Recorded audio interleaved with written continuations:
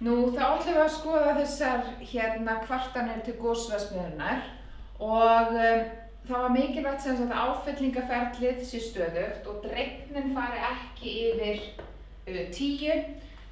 Svo var tekið þetta úrtak af stærð 30 og staðalfráviki reiknað út sem er 3,5.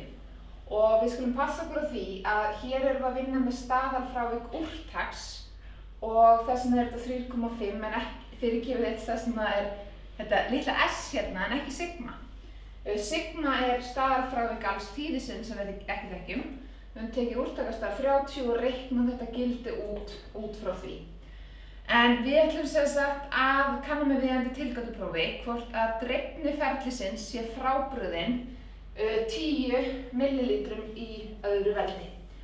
Og við förum eftir gátlistanum okkar fyrir tilgátupróf. Og fyrsta sem við þurfum að átta okkur á er hreinlega bara hvers konar tilgátupróf við erum að fara að framkvæma. Og þetta er sem sagt, ég bara leyfa mér að skrifa þetta hratt, próf fyrir dreifni í normaldreifðu þrýði.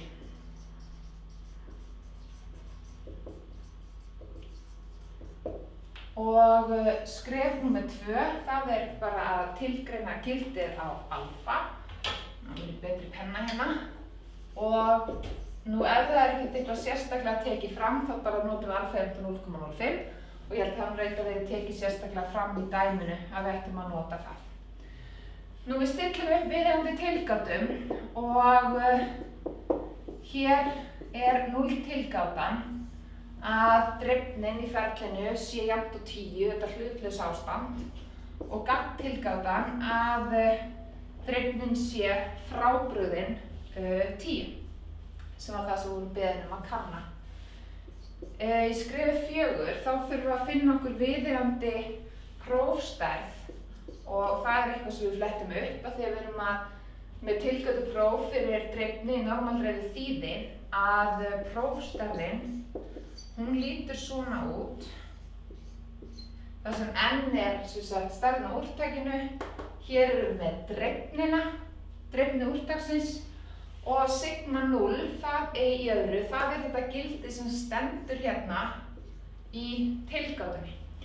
Svo við setjum bara inn í þetta, n-ið okkar er 30, n-1 er þá 29, s-ið okkar er 3,5 og passið ykkur á því að prófstærðin, þar erum við að vinna með dreifnina, svo við þurfum að hefja 3,5 í annað veldi og deilum svo með 10.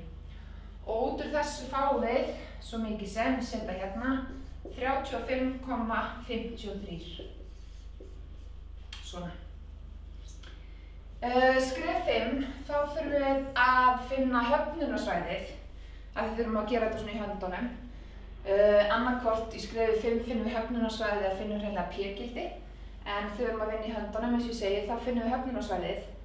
Og við höfnum H0 ef gildið á prófstærðin okkar er annarkvort minna heldur en gildi sem við svo flettum upp í töflu, kíkvaragildi af alfa deilt með 2,n-1, þetta er fjöldi þrígráða, eða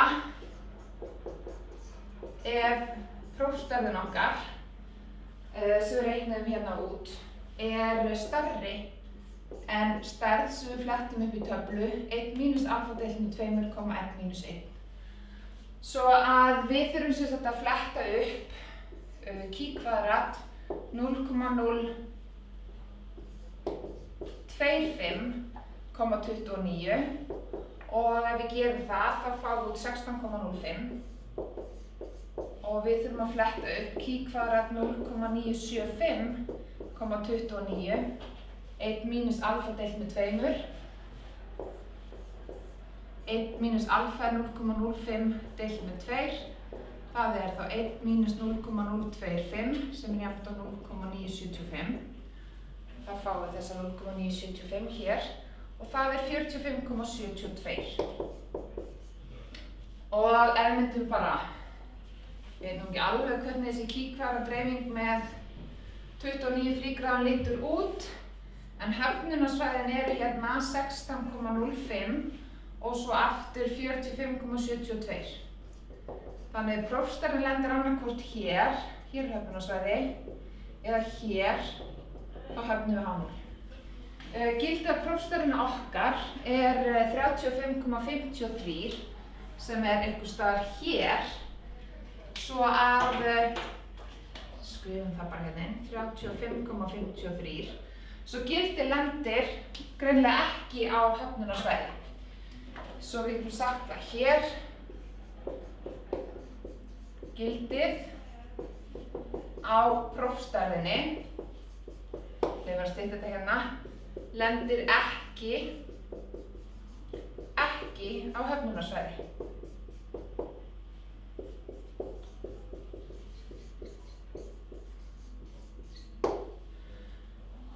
Okidoki, þá er það síðasti liðurinn sem við förum í gegnum og þá þurfum við að segja svona með okkar orðum, hvað þýðir þetta? Jú, við getum ekki hafnað H0 því að gildið lendir ekki á höfnunarsvæði. Þá byrjum við að segja, við getum ekki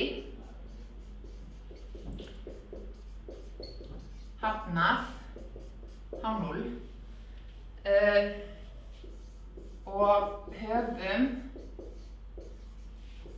því ekki sýnt fram á að dreifnin sé frábrugðin